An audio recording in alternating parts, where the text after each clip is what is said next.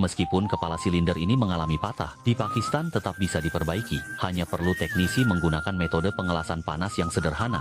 Ternyata bisa membuat kepala silinder mesin kembali berfungsi normal. Sementara itu, pemilik truk berat di Peshawar ini mengalami kepala silinder mesin yang tidak sengaja patah menjadi dua bagian. Pada model impor, sehingga tidak bisa membeli suku cadang yang sesuai. Terpaksa, mereka membawa ke bengkel, meminta teknisi mengelas kepala silinder agar dapat digunakan. Namun, karena kepala silinder adalah komponen presisi, teknisi menyatakan biaya Rp7.000 untuk perbaikan sebelum pengelasan resmi dimulai.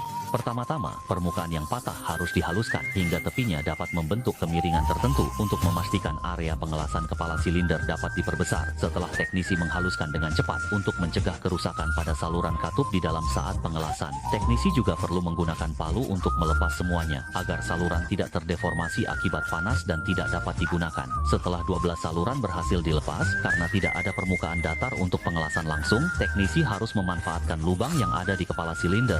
Dengan mengunci pelat baja menggunakan baut, tidak hanya dapat menjaga kedua bagian kepala silinder tetap level, tapi juga dapat mengembalikan lebar celah yang patah agar panjang kepala silinder yang diperbaiki tidak berubah. Saat ini, kepala silinder yang diperbaiki dengan dua pelat baja harus diukur tingkatnya menggunakan penggaris agar permukaan baja yang tidak rata tidak mempengaruhi penggunaan selanjutnya. Setelah teknisi melakukan pengukuran dan memastikan tidak ada kesalahan, mereka harus menggunakan penutup untuk menutup lubang oli agar tidak terjadi penyumbatan pada lubang oli. Untuk kepala silinder butuh kedap udara. Pengelasan dingin jauh dari memenuhi persyaratan penggunaan. Ketika metode pengelasan panas dipakai, seluruh kepala silinder harus dipanaskan dengan pembakaran. Naikkan suhu utama kepala silinder karena metode pengelasan panas memerlukan kontrol suhu yang ketat. Semakin tinggi suhu, semakin baik hasil pengelasan yang dicapai. Pada saat suhu telah sepenuhnya meningkat, teknisi juga dengan cepat menggunakan semua alat las untuk melakukan pengelasan.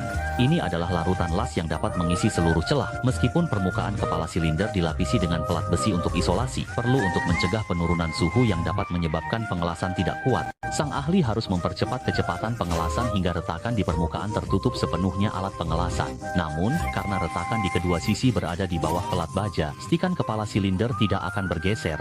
Perlu juga memisahkan pelat baja untuk memakai gergaji las mengisi retakan, agar retakan kecil tidak menyebabkan kebocoran pada kepala silinder. Setelah sang ahli menghabiskan 10 gergaji las, sekarang kepala silinder telah dilas menyatu. Tapi karena tinggi las tidak dapat dikendalikan, sebelum pemrosesan mesin fries, pengamplasan perlu menghindari perbedaan tinggi antara permukaan yang diproses dan permukaan baja yang terlalu besar. Setelah melalui pra-perawatan sederhana, karena bengkel mereka tidak memiliki mesin fries yang canggih, untuk mengembalikan permukaan baja kepala silinder, sang ahli juga perlu mengirimnya ke rekan sejawat berjarak 500 meter menggunakan mesin fries untuk pemrosesan. Sebelum pemotongan resmi, perlu dilakukan pemeriksaan dengan penggaris baja dan alat pengukur katup untuk menentukan ketebalan pemotongan akhir. Selanjutnya, ujung mata pahat harus penuh menempel pada permukaan baja. Dengan menetapkan tinggi sebagai syarat, langkah pertama adalah menangani bagian yang lebih tinggi. Tujuan utamanya adalah menghilangkan bagian yang lebih tinggi dari permukaan baja, sehingga dengan mengurangi jarak antara keduanya, sang ahli dapat melakukan pemotongan keseluruhan pada permukaan baja